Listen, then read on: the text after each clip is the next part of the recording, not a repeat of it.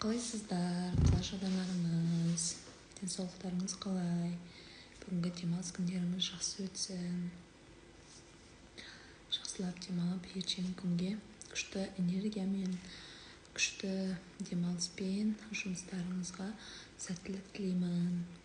Мен алдын айтқанмын, историяға қарайтын адамдар болса, мен осындай тікелей эфирлер ұйымдастырсам деп өзім қолым босаған уақытта, қалған уақытымда осылай бір өзімнің өмірден түйген кішкене болсын нәрсемді адамдармен бөліссем деп шешім қабылдаған едім. Енді мен 5 күн жұмыстамын, 2 күн демалыстамын. Кеше бала-шағама қарап, үйлерді жинап, ары-бері үйдің тірлігі бітпейді ғой. Сол нәрселердің бәрін бітіріп, бүгінде бітіріп, қазір бала-шағамды ұйықтатып, эфирге шығып отырмын. Мені жалпы танитын кісілер де бар, танымайтын кісілер де бар, енді қосылып жатқан оқырмандарым да бар. Мен өзім, атым Нұргүл, фамилиям Мелдебек, әкемнің аты Нұркен қызымын, Аллаға шүкір. Мелдебек Нұргүл, Нұркен қызымын, 2003 жылғымын. Сонау мен қазір таңда Шымкент қаласында тұрсам, өзімнің туып өскен жерім, кіндік қаным тамған жер деймін. Сондай жерім Түркістан облысы Шардара ауданында дүниеге келгенмін 2000 жылы. Туған күнім 12 тамыз. Қазіргі таңда тұрмыстамын. 2 баланың анасымын. 1 ұлым, 1 қызым бар, Аллаға шүкір. Құдайдың бергені, бірінен кейін бірін туып алғанмын. Мен 2019 жылы тұрмыс құрғанмын. 2021 жылы алғашқы сәбиімізді көрдік. 2022 жылдың декабрь айында 2-ші баламды босандым. Сонымен қазіргі таңда 2 бала-шағам бар. Олар садикке барады. Мен 2 күн жұмыстамын. 5 күн жұмыстамын, 2 күн демалыстамын. Қазіргі таңда айлыққа жұмыс жасап жатырмын. Енді Құда қаласа, сол нәрсеге қарамай, мен өзім блогер болып, былай да жұмыс жасап жатқан жайым бар. Мені көріп жүрген жандар болса, осы Алла қаласа жаңа үйімізге кірдік деп жазып жатырмын ғой. Бұл нәрсенің өзінің де бір себебі бар. Осы нәрсеге біз оңай жеткен жоқпыз. Осы нәрсе бізге оңай болған жоқ. Әрбір нәрсенің қиыншылығы бар ғой. Қиыншылықта төзіп бере алатын адам да бар, төзе алмайтын адам да бар екен да. Сонымен мен қазір өзімді қысқаша таныстырып, одан кейін мен балалық шағымнан бастағым келіп тұр. Негізі балалық шақтан, одан кейін ересек, одан кейін университетке түскен, одан кейін осы қиыншылықтарға қалай түскенім, жалпы өзімнің өткен өмірімде болған нәрсені мен болған ситуацияларды жеткізіп, бір адамға болса да көмек қолымды созсам деп отырған жайтым бар. Мен өзім сол Шардара қаласында дүниеге келдім, сол жақта өсті, Құдайға шүкір. Балалық шағымыз сол жақта. Қара шаңырақта болған. Менің әке-шешем қара шаңырақтың иесі атанған. Атамыз қайтқаннан кейін мен атамды көрмегенмін. Бірінші немересі, яғни менің ағам, менің 2 бауырым бар негізінде. Ағам, негізі біз 4 болғанбыз. Біреуін Алла алып кетті. Оның өзінің де бір себептері бар. Мен кейін оны айтып беретін боламын. Сонымен қазіргі таңда 3-еуміз тіріміз. Аллаға шүкір, әке-шешеміздің 3 баласы бар. 2 қыз, 1 ұл. Ағам, мен одан кейін сіңлім 3-еуміз. Сонымен мен кішкентай кезімнен өте қайсар, бір беткей айтқаны болатын қыз болып өскенмін. Негізі мен өзім сондай болып өскенмін кішкентай кезімде. Одан кейін тағы қандай қызықтарымды айтсам болады екен. Мен 3 жасымда примерно сондай уақыттарда мені былдырлатып сөйлете берген ғой әке-шешем. Сөйтіп содан кейін мен ырға тілім келмеген кішкентай кезінде. Сонымен әке-шешем айтатын, ыр деп айт, рауан деп айт деген сияқты сөйтіп сөздер келістірген ғой. Енді маған ырдан басталатын сөздерді мен ыл дей бергем. Сонымен бір күні, Құдай тілдерін беріп тұрыңдаршы, мен бір ыл деп алайын, содан кейін тілдерін қайтып беремін деп. Сол кезде мен миым до такой степени қатты істеген да. Содан кейін менің кішкентай кезім әлі есімде, менің мынандай мұрнымда түйме болатын. ол бір примерно сол 3 жас сондай уақытымда шығар, менің қатты есімде қалған.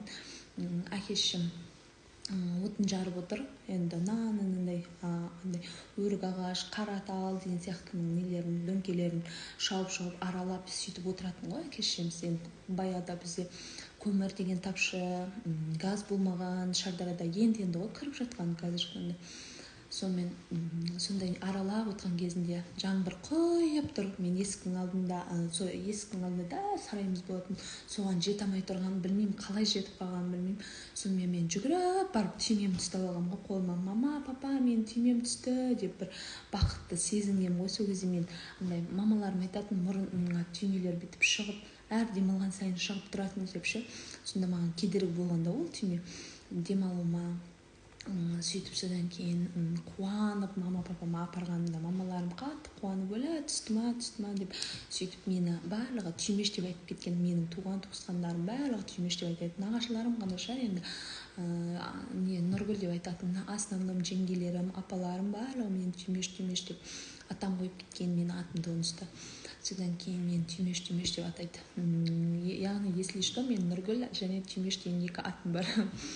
Сонымен одан кейін мектеп кезге бардық. Мектеп кезде мен жазу жазамайтын болсам, андай ұрыс шығаратын. Мен жазу жазамай жатырмын, білмей жатырмын, мен оқуым керек, үйренуім керек. Менің өмірге деген талпынысым өте жоғары болған жалпы. Сол нәрсені папам менің әрбір қолымнан ұстап жазуды үйрететін. Мынаны біліп жазасың, мынау мынандай әріп, мынау Б, Ә деген әріп, мынау П деген әріп деген сияқты сөйтіп үйреткен. Мамамның ол кезде жұмысы бітпейді, одан өзі жұмыс істейді, үйдің тірлігі, бала-шаға. Сонымен мамам көп көңіл бөлмейтін бізге основном папа көп көңіл бөлетін сабағымызға. Бірақ мамам бір неғса жанымыз шығаратын, бүйтіп жаз деп дәптерімізді, жазуларымыз, почеркаларымыз нашар болса, біздің андай қылып ұрсып тұрып, басымызда қадалып тұрып сөйтіп үйреткен. Жалпы Аллаға шүкір, мектеп кезде де 1-ші класста ғана сәл нашар оқыған болмаса, 2, 3, 4-те мен жақсы оқуды бітіріп, ол кезде грамота алу деген өзі бір ғанибет еді ғой. Грамота алып, мен қуанып, содан кейін мен сөйтіп алдыға қарай ұмтылған өнерпаз. Менің бала күнгі арманым болатын мектепке андай сахналарда білім көрсетіп, оқулар болады ғой. Енді мысалы кейде күзгі бал болады, басқа нәрсе болады, қыс сыны болады. Сондайлардың бәріне қатыса беретінмін. Андай қылып мен андай істей аламын, істей алмаймын деген бөлмейтінмін да. Мен істеймін, мен қатысам деп сөйте беретінмін. Сонымен мені қатыстырып, өлең айтып, сахнада шыққанда мен өзімді білмеймін, жанып кететінмін ғой. До такой степени өзімнің өзі, мысалы бір 4 куплет өлең оқып берсем, мен рахаттанатынмын сонша. Андай қылып күшті, зор оқыдың деп маған апайлар айтса, вообще андай қылып қуанып, мен күшті оқыдым деп сөйтіп. Содан кейін мен аудандық, облыстық сондай ақындардың шығармашылықтарын оқуға барған. Бірақ мен білім алмаған, бұл не алмаған, мынандай марапаты деген нәрселерді алмағанмын. Ол кезде марапаты деген өзі әжептәуір не ғой енді. Мысалы мен ол кезде енді ауылдан шыққан, мысалы ондай нәрсеге қатты қызықпайтын. Мен тек сахнаға шықсам, соның өзі мен үшін бақыт болып көрінетін. Сонымен не қылып бір реакция білдіріп, күшті, зор деп айтып қойсаңыздар маған, күш дем беріп отырсаңыздар, мен күшті нәрселер айтамын. Одан кейін анамыз бізді қатты бүйтіп өсірді, қысып, шындап келгенде үйдің тірлігіне пісірді. Одан кейін өзімізде ары-бері талпынып, Құдайға шүкір, жаман болып өспедік, өскен жерімізде де, Аллаға шүкір. Мен осы қолым арқылы, мен осы қолым нәзік емес, еркектің сияқты қолы деп мен көп айтатынмын. Өзімнен алып, мен нәзік болып, қолдарымнан болып, ши болып тұрған жақсы көретін. Жоқ, қазір Аллаға шүкір, мен осы қолдарым арқылы бүкіл нәрсені істедім. Дарбызға да шықтық, пиязмасаққа да шықтық, картошкаға да шықтық. Мысалы, оның барлығы әке-шешеміздің тәрбиесі ғой, негізі шындап келгенде. Сонымен сондай нәрселердің бәрін істейтін біз 5-6 сыныптардан бастап мен дарбызға шыққам. Мен оның ешқандай қынжылмаймын, Аллаға шүкір деймін. Сол арқылы біз шыңдалдық. Мысалы ақша кейде жетеді, кейде жетпей қалады. Мысалы сол уақыттарда әйтеуір әке-шешемізге көмектесіп тұрамыз, беріп тұрамыз. Ол кезде 2000, 3000 десе қандай ақша болып көрінетін. Қыстан бастап бізде уже жұмыс басталады, сол дарбыздың жұмыстары басталады.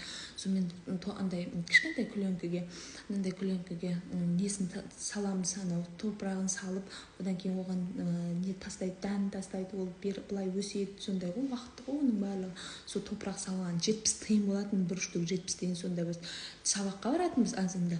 Әбеттен кейін сол нәрсеге шығатынбыз ағамыз екеуміз. Ол кезде бір 400, 500, 600 теңге тапсақ мәз болып келетін едік қой үйге. Біз бүгін 700 теңге таптық, 500 теңге таптық, 1000 теңге таптық деп екеуміз қуанып сөйтіп. Содан кейін мен көбінесе дарбызға шығып, 8-ші мартта мамамның туған күні әрі праздник болатын. Праздник қой енді әйелдер қауымында праздник, мысалы қыздар, келіншектер. Сол кезде мамама 2 мынандай неден тұратын коробочкаде ыдыстарды подарок ететін. Соның өзі мен үшін қуаныш еді. Бір 2000, 2500 теңге тұрады ғой ол кезде. 1500 ба сондай тұратын. Соны әперсем мәз болып, мен мамама әпердім деп сондай нәрселерді жақсы көретінмін өзім. Әке-шешеме сыйлық жасағанда көбінесе мен анама сыйлаған екенмін қыз күнінде ше. Енді қазір ғой тұрмысқа шығып мен тек әкеме сыйлаймын көбінесе. Бізді өмірге шыр етіп әкелуіне себепші болған менің әкем ғой деймін негізінде. Мысалы анамызға әкем арқылы берілмесе, мысалы біз дамымайтын едік, өспейтін едік, бұл өмірде болмайтын да едік қой кейде. Сөйтемін де қазір көбінесе әкеме көп сыйлықтар жасаймын, қымбат бағалы сыйлықтар беремін, Аллаға шүкір. Или ақшалай беремін, или әр туған күнде, кеше туған күн өтті әкемнің, ақшасын салып жібердік. Астанада ғой енді мен әке-шешем қазір Астанаға барамаймыз. Сонымен ақшалай беріп жібердік енді туған күніне деп. Сонымен мен бала күнгі арман сахнада жүру, одан кейін мен не болам дедім, актер болам, актриса болам деп сөйтіп армандадым. Кейін мен актрисалыққа түсірмей қойды, әке-шешем қарсы болды. Одан кейін мен апаймен қатты дайындамады, көп ауыратын. Ол ауруымның да себептерін мен кейін сіздерге айтып беремін. Сөйтіп сонымен мен басқа мамандықты таңдап кеттім, оқуға түскен. Оның өзі бір ғанимет болған мен үшін, ұбт тапсыру дегенде. Оны да мен сіздерге алдағы уақыттарда бөлсем. Сонымен актриса болу арманым еді, болмадым. Ол нәрсе орындалмады, өмірімде болмады, әке-шешем қарсы болды. Сонымен ол нәрсе менің арманым үлкен андай болып балалықта қалып кетті да. Сонымен осы балама келген кезде 2022 жыл босанғаннан кейін менің арманым орындалды ғой. Ол арманым, балалық арманым сонда 22 жасымда орындалды да. Оны мен сіздерге кейін айтып беремін. Может, мені білетін адамдар болса, керемет келі, нәзік әлем деген үлкен жобаларда Түркістан телеарнасында, Түркістан қаласында сол жерге барып, мен бақсынап, сол жерде сөз сөйлеп, соның өзі маған үлкен ғанибет болған. Мысалы, мен ойлайтынмын өмірде телефоның күшті болу керек, үйің күшті болу керек, болмаса оның бәрі өтірік, лохотрон деген сияқты әшейін адамдар үйтеді бүйтеді деп ойлайтын. Блогерлердің өзін қарап тұрсың, мысалы әшейін кухнясының өзі шикарный болып көрінеді. Мысалы 500 мыңды қалдық, миллионға істеттік деп сөйтіп мақтанатын. Сонда мен ойлайтынмын, өля, бұлар күшті ақшаны қаяқтан табады, сонда біз не істеп жатырмыз, мына өміріміз, өля деп андай өмірге налайтынмын. Мен ондай болмады, менде мынандай күшті спальням болмады, менің мынандай нәрсем болмады деп көп айтатынмын. Жоқ, қазір мен ол нәрселердің ешқайсысын айтпаймын. Бірақ Аллаға шүкір деймін. Аллаға шүкір, осы күніме шүкір. Мен осы үйді қанша жыл аңсап, қанша жыл армандап, мен новый үйде тұрайыншы, Аллах маған новый үйді берсінші деп біз жолдасымыз екеуміз жайлап, барлығын нөлден бастадық қой, біз нөлден бастап осындай дәрежеге жетіп, Құдайға шүкір, мен қазір жаңа үйімде, жаңа таңымда сөйлеп отырмын сіздердің алдарыңызға шығып. Ол нәрсенің барлығы ешқашан оңай болған жоқ. Әрбір қиындық, әрбір сөз, әрбір нәрсенің барлығын біз көтере біліп, осы нәрсені айтсақ, біз Алла тағала бұны көтере ала ма екен, көтере алмай ма екен бұл адамдар деген сияқты бізді қатты сынап, баламен де сынады. Оның өзін мен сіздерге кейін айтып беремін, баламның жырын да айтып беремін мен. Сонымен осындай нәрсеге жеткен Нұргүлмін мен шындап келгенде. оңай жеткен жоқпыз. Барлығын нөлден бастадық. Жігітіміз екеуміз машинаны алды, Аллаға шүкір. Машинамыз да жоқ болатын. Мен тұрмысқа шыққан кезде жолдасымның да жағдайы өте жақсы болмады. Негізі шындап келгенде баяғы ескі тамда тұрған, мен де Аллаға шүкір атамның қара шаңырағында дүниеге келген адаммын. Одан кейін барып осындай нәтижеге жетіп отырмыз ғой, Алланың арқасында. Обязательно, әрине. Аллаға шүкір, өзім бала шағаммен қатар мен өзім де жайлап өсіп келе жатырмын. Мен өте агрессивный адам едім. Агрессиямды бірден білдіретін адамдар мысалы не ойлайды, қалай ойлайды. Мысалы мен ойланбай сөйлей салатын әдетім бар. Негізі мен адамның көңіліне тие ма, тимей ма, ол нәрсе мен үшін қызықтырмайды деймін де. Сарт етіп айтып тастай саламын. Мысалы біреу көңіліне алып қалады, біреу оны жаман қабылдайды, біреу мысалы жақсы қабылдайды. Әркімнің өзінің санасына байланысты ғой, обязательно. Бірақ мен сөйтіп сарт етіп сөйлей салатынмын, ойланбай айта салатынмын. Ойымда не тұр соның бәрін сарт етіп адамдарға айтып, талай өзімде сөзден таяқ жеген кездерім болған, сөз арқылы. Ұрынып ойла деп, мысалы қазір әрбір сөзімізді андай қылып сөйлейміз ғой, шындап келгенде ойланып, дұрыс па, дұрыс емес па деп саралап, сөйтіп барып адамдарға айтамыз ғой, көңіліне тиіп қалмайын, қаяу келтіріп қоймайын. Енді мен де жас болдым, білетіннен білмейтінім көп. Сөйтіп сонымен неше түрлі комплименттер болған отбасымызда, сөзге келіп сондай нәрселер болған. Өзімде де оңай болған жоқ ол нәрсенің өзі. Аллаға шүкір, қазір мен көбінесе сөйлемеймін, үндемей құтыламын. Мен негізі түсінгенім өмірде қадіріңді білмейтін адамға, одан кейін сөз түсінбейтін адамға сен мың жерден айт, мың жерден оны миына құйып, сен былай де, бәрібір өз дегенін істеп тұрады екен. Мысалы үшін сен оған жаның ашып айтады, мысалы кейде ұрсып айтасың, кейде мысалы бүйтіп айтасың, жоқ, ол нәрсені бәрібір ол өзіне қабылдап, өзінің білгенін істеп жүреді екен. Сенің әшейін аузың ауырады, бекермен оны ойлағаның кетеді, өміріңнің жартысы кетеді. Мысалы адамдар үшін еш қамығудың, еш ойланудың қажеті жоқ екен. Шындап келгенде мен сол нәрсені түсіндім. Сонымен енді осылай отырған жайдың бәрі. Көп қой қазір қоғамда әртүрлі нәрселер, өзекті проблемалар, оның әрқайсысын саралай берсең, айта берсең, өмірден шындап келгенде түңіліп өмір сүргің келмей кетеді ғой. Бірақ Аллаға шүкір, барлық нәрсені жеңіл қабылдасаң, жеңіл өтеді. Мысалы ауыр қабылдап, біреулер негатив ойлайды, ойбай, мен мынау бүйтіп қалды, мынау мен бүйтті деп. Ол нәрсе де керек нәрсе емес екен негізі. Әшейін миыңды ауыртып, шаршағаның қалады екен, болды, ойланасың, бір-екі күн ойланасың, одан кейін ол нәрсе шындап келгенде бала шағаңмен алысып жүргенде есіңнен де шығып кетеді екен көп нәрсе.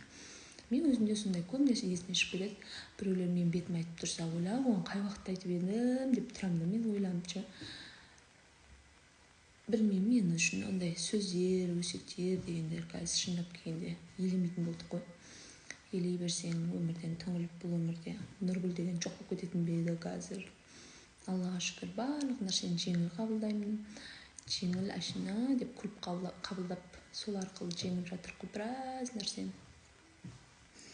Өмірде әрбір түскен қиындықты, сынақты, қалай айтсам болады, мен жеңіл қабылдаймын. Мысалы, мен бір нәрсе көріп қалдым кеше. Ол нәрсе қазір шығарма шықпаймын, көрсетейінші. Скриншотты алған едім. Мысалы, мынаны көріп тұрсыздар ма? Мысалы, осы нәрсені америкалық нелер дейді да, осыны ше адамдар, балдар ғой енді, мысалы, көздер көрмейді. Бұлар үшін диагноз деп жатыр, мысалы, көзін көрсетуіне ше балдар жас, қылшылдап тұр өмірден. Қалай айтсам болады, өмірге деген құлшыныстары күшті, бірақ осындай нәрсеге жету үшін көздер көрмейді. Мысалы, көз көрмесе ештеңе істей алмайсың ғой сен, мысалы, сонда айтады да. Осы нәрсені қалайды бұлар. Мысалы, сенің дене 12 мүшең сау, Аллаға шүкір, барлығын істеп жатсың, болып жатыр. Ақшалай сынақтар да келеді, мысалы, адам болған екен, ақшалай сынақтар по-любому болады ғой енді. сол нәрсеге сен ақша ойбай мен күйзеліске түсіп кеттім, мен жалқаулыққа ұстап кеттім деп айтпаңдар дейді да. Мына балдарды көргенде өзіңді шүкір деп айт дейді да. Мысалы мен сол нәрседен ұққаным, мысалы бір нәрсені күшті моментально түсіндіріп берді ол кісі, четко маған. Сөйтіп содан кейін мен ол нәрсені өзіме қабылдап алдым. Мысалы мен әлемдегі денім сау, әлемдегі ең бай адаммын дейді да ол кісі ше. Мысалы әлемдегі ең бай адам, Аллаға шүкір денің сау болып тұрса, мысалы сен әлемдегі ең бай адамсың ғой. Мысалы мына балдарды қарашы, көздері, мысалы олар осындай, мысалы адамдардан, мысалы мен көзім көріп тұр, мысалы маған келіп, мысалы пәленбай миллион подписчик жинап берем, реклама істеп берем, одан қала берсе жағдайын жасап берем, қай елде тұрғың келеді, мысалы Дубай дейсің бе, Дубай, Катар дейсің бе, Катар, қанша мемлекеттен үй алып берсең де сен осы нәрсені, осы балдарыңа көзіңді бересің ба десем, мысалы сен жоқ дейсің ғой, по-любому жоқ, мен бермеймін, не үшін беремін, көзім дейсің ғой. Мысалы Аллаға шүкір да, Аллаға шүкір, осылай көзіңнің көргеніне, көзің көру арқылы осындай әлемді сезініп, көріп, көзің, құлағың, қолың, аяғың жоқ болса, сен өмірде шындап келгенде ешкім емессің ғой, қарап тұрсам. Сөйтіп содан кейін мен кеше осы нәрсені қатты инсайт етіп өзіме алып алдым.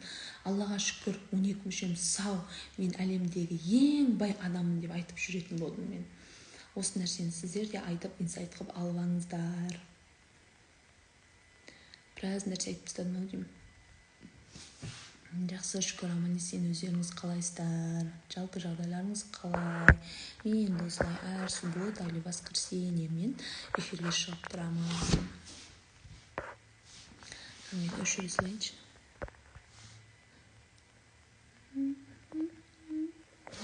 Кетті. Үйреніп алдым, эфирге шықпағаннан кейін мен енді шығып келе жатырмын ғой. Мысалы баяғыда iPhone деген нәрсені мен жек көретінмін. Шынымды айтайын, мен iPhone деген нәрсені заряд өліп қалады, қыстың күні қатып қалады деп адамдар айтса, мен сенетінмін, сол нәрсеге қатты сенетінмін. Сөйтіп содан кейін iPhone десе ойбай деп iPhone ұстаса адамдар бүйтіп жаман көзімен қарап сөйтетінмін мен. Сөйтіп содан кейін білмеймін, маған Құдайдың өзі андай қылды ма, мен жипият па сондай ұстайтынмын алдын.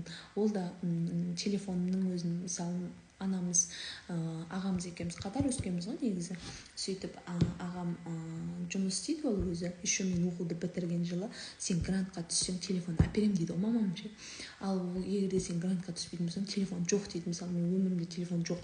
Әшейін әркімнен қалып кеткен X2 деген ол кезде сондай телефондар не еді ғой, телефон тапшы еді ғой біздің 2017-2016-ларда енді нелер экранный телефондар шығып келе жатқан еді ғой. Сол кезде мен чипият алғам, по-моему ше. Чипият сондай 2017 еді, сондай моделін алғам, соның өзін 4 жыл ма 5 жыл ма ұстадым ғой. Тұрмысқа шыққанша 2 жылдай ма. Сөйтіп сол кезде мамам сөйтіп запрос қойған бізге. Сөйтіп арман орындап берді ғой, бірақ бізге телефон алып берді. Сол кезде телефон, iPhone десе деп сөйтетінмін.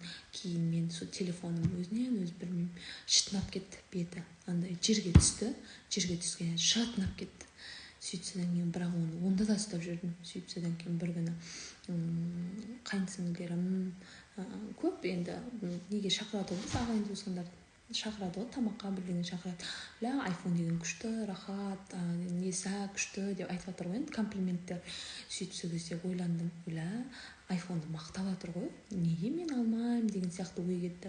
Сөйтем да байыма қылқылдаймын ғой, мен iPhone алуым керек. Ол кезде iPhone 13-тер шығып қойған кез, походу 700-800 мың теңге шыққан кездері мен iPhone 11 алғам. Сол кезде жолдасым алып берген.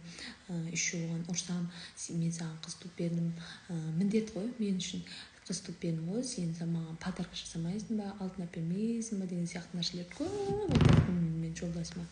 Сөйттім де сонымен ол мақұл жүр деп алып берген маған, iPhone 11 алып берген, сары светін өзі ұстап жүр қазір. Сөйтіп содан кейін iPhone ұстағаннан кейін өлә, iPhone дегенде көзім жарқ ете қалып, күшті болып, ішінде программалар күшті екен.